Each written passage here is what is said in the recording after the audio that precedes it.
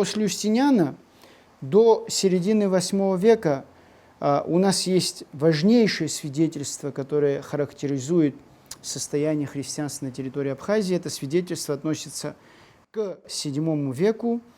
Был очень известный византийский богослов Максим Исповедник. Скажем так, равных ему в области богословия, да, на сегодня это трудно найти, его труды до сих пор изучаются. Так вот, этот человек, будучи простым монахом, стоял за веру и спорил со всеми 4 патриархами того времени, которые были в заблуждении с точки зрения православия, а православным, в смысле догматическом, да, как раз Максим Исповедник был носителем подлинного православия. Вот, несмотря на то, что на все противодействия, которые следовали со стороны этих патриархов, он все равно отказался, ему просто отрезали язык и руку и сослали сюда. Идет спор, допустим, был ли он на территории Абхазии, или это все-таки территория современной Мингрели, то есть Западной Грузии, да?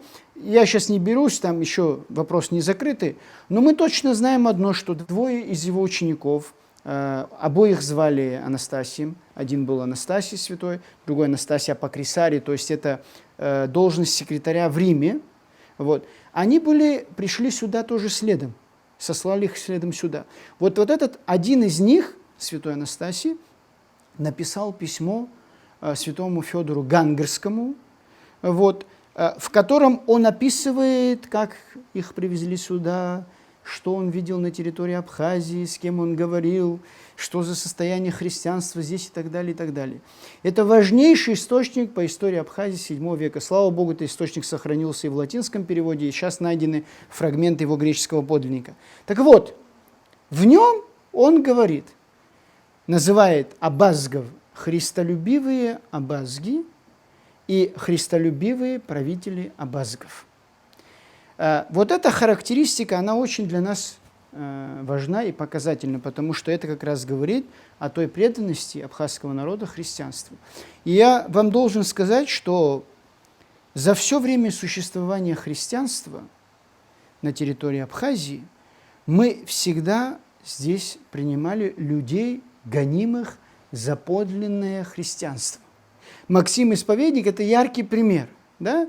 И его, несмотря на то, что принять его, да, его принимал, его учеников, святого Анастасия, принимал абхазский правитель в то время.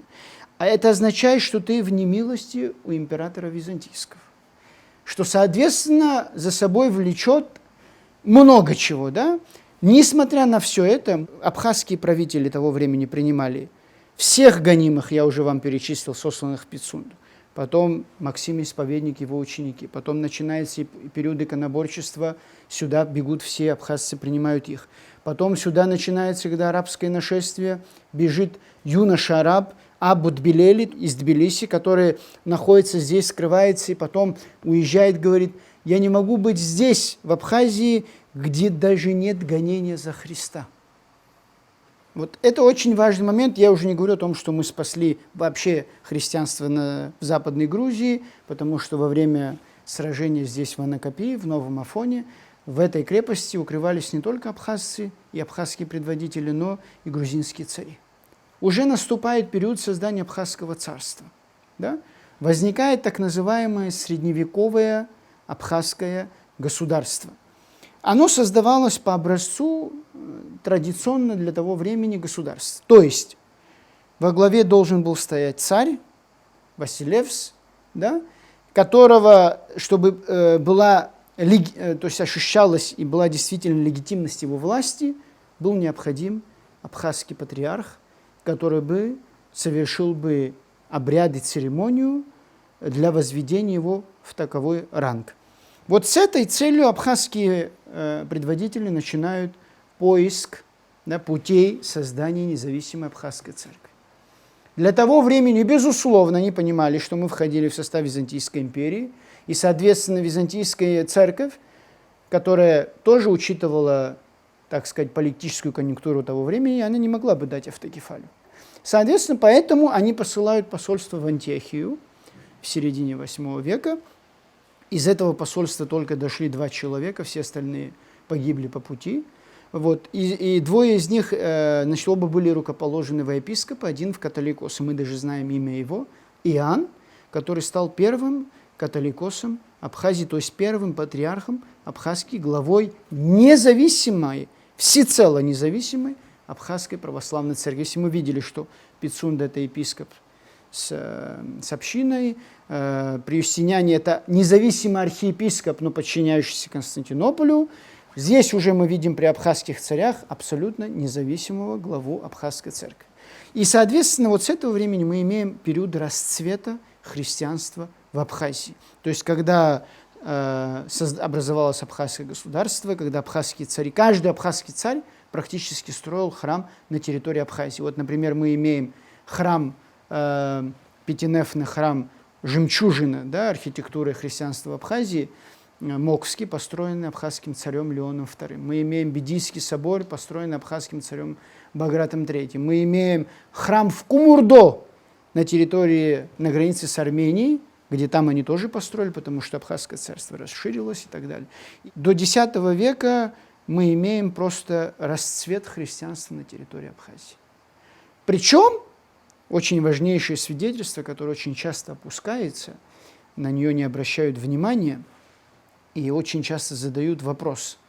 Вот вы хотите абхазскую церковь, хотите независимость, а вот у вас был богослужебный язык абхазский, а вот у вас была письменность церковная, а вот у вас были книги, вот есть у славянских народов, есть у греческих народов, у грузин, да, а у вас это было?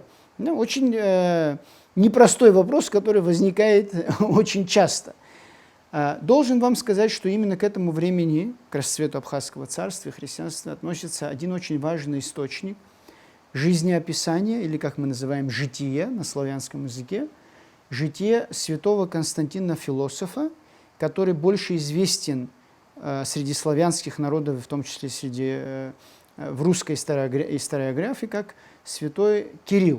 То есть Кирилл и Мефодий, создатели славянской письменности, просветители славянских народов. Так вот, в их жизнеописании, которое относится к IX веку, которое было написано, оно называется «Моравско-Панонское житие», да? Потому что оно было написано именно в той части, на территории современной, скажем так, Сербии.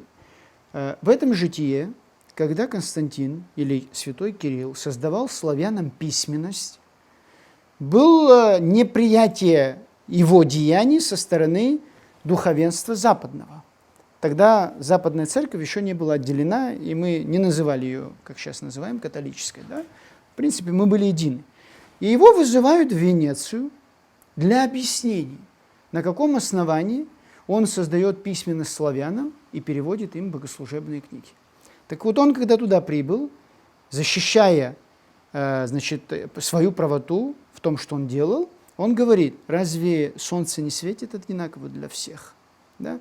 И он говорит, что я знаю много народов, которые имеют книги и совершают службы на своих языках Богу, да, христианских народах. И он перечисляет персы, армяне, авазги, то есть абхазы, и веры, то есть грузины, и потом целый ряд других народов. Вот у нас есть свидетельство IX века. Другое дело, что, к сожалению, не сохранилось ничего. Вот меня очень часто спрашивают: ну как же так, вот ничего не сохранилось, ну хотя бы, так сказать, один листок, хотя бы один камень, хотя бы что-то. Я говорю: ну хорошо, я говорю, допустим, на абхазском языке у нас ничего не сохранилось, на грузинском тоже, что относится к первому тысячелетию. Вот я говорю, вы посмотрите, столько у нас греческих памятников культуры было, да? Наши абхазские цари переписывались с константинопольским патриархом Николаем Мистиком. Я говорю, почему ни одна богослужебная книга на греческом языке не сохранилась? Действительно, у нас с первого тысячелетия нету ни одной книги богослужебной, не только на абхазском, но на греческом даже. На языке, собственно говоря, который здесь очень был широко распространен. Значит, видимо, вот уничтожение христианства в 17-16 веках, то есть после падения Константинополя, соответственно, вхождения турков на территорию Абхазии, да, оно было настолько разорительным, да, настолько они уничтожили все памятники, что мы просто ничего сегодня не имеем. Но это не означает, что у нас этой письменности не было, потому что у нас есть прямое свидетельство. Уже другой вопрос, нужно в этом направлении работать, искать. Я более чем убежден, что мы использовали значит, греческую графику. Такая традиция была не только у нас, но и у других многих народов. Вот, писалось по-гречески, но читалось по-абхазски. Вот. В подтверждение существования абхазского языка должен сказать, что немецкий путешественник Шильтельберг вот, в 15 веке тоже пишет о том, что абхазы служили на своем языке, то есть совершали богослужения в храмах на своем языке. Вот период у нас расцвета. Вот к этому периоду относятся все лучшие памятники христианского зодчества на территории Абхазии. Лыханский храм, храм Симона Канонита, Мокский, Бедийский, Бзыбский храм. Создается абхазская школа храмостроительства, которая сегодня охватывает из сохранившихся храмов 8 храмов. Эта школа имела свои особенности, безусловно, на основе византийского храмостроительства. И главным образом, когда мы говорим византийское, это слишком обобщенно, например, трапезунского, оно больше всего близко к трапезунским храмам. Я ездил во многие страны мира и видел много храмов, вот, аналогичных, то есть даже, я бы сказал, идентичных абхазских храмов я нигде не встречал. Помимо всего этого у нас есть просто храмы уникальные для всего христианского мира. Например, храм в Драндах, который претендует на строительство во времена и в эпоху Юстиниана Великого. То есть Юстиниан Великий, Прокопий Кисарийский, его придворный историк, записал, что Юстиниан Великий построил храм Богородицы в Абхазии. Сегодня очень много храмов претендуют, но вот я полагаю, как и несколько исследователей, именно Дранский собор. Вот Дранский собор, да, приезжают со всего мира археологи, люди, которые изучают и говорят о том, что вот они знают теоретически, что вот в то время были такие храмы. Но нигде в современном христианском мире они не встречали сохранившийся храм, вот как это мы имеем в Драндах. Выделю еще Лыхнинский храм, он тоже уникален, потому что он яркий пример абхазской храмостроительной школы. И второе, это единственный храм, который сохранился в своем изначальном виде. Вот если остальные там что-то поломалось, переделали, перестраивали, у него даже черепица местами своя родная.